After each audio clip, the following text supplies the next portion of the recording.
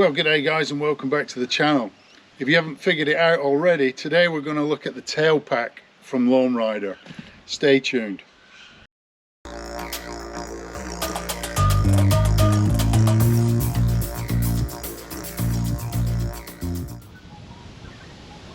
So why the sudden need for a Lone Rider TailPack? Well, if you've been following my channel for a while, you'll know that I've got a full set of moto bags. But some days, maybe it's just a day trip, I don't want to take all that luggage with me. Now I hear some of you shout out, why not get a top case or a top box? Well, in my opinion, and it's just an opinion, putting one of those on your bike is like putting a pair of these on your feet. Yes, they look convenient, they're very comfortable, but they're a sure sign that you've given up on manhood. Alright, let's move in and take a look at some of the features of the TailPack. The TailPack is manufactured from Hyperlone, which is the same durable material as the rest of the Lone Rider equipment, including the moto bags.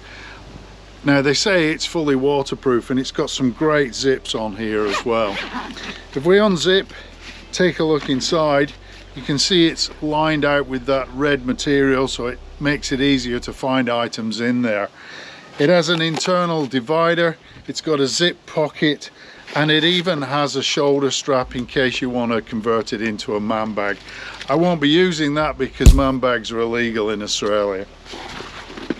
We flip it over, you can see it's got a non-scratch base, and you can see that the profile matches exactly the back of the tail rack of the GS.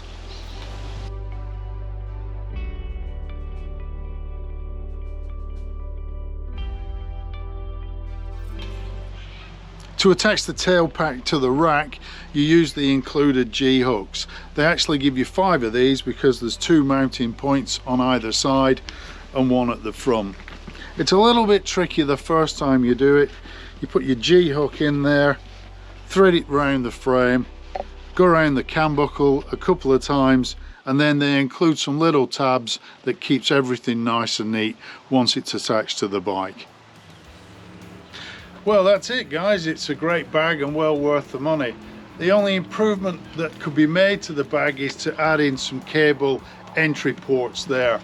I'm going to be using the bag to charge up my drone batteries whilst I'm on the go, so I'll probably run my cable up from my SAE and just leave a little gap in the zip there. In a future video I'm going to show you how to charge up 240 volts whilst you're on the go, so stay tuned for that one. Anyway, thanks for dropping by, ride safe, have a great day.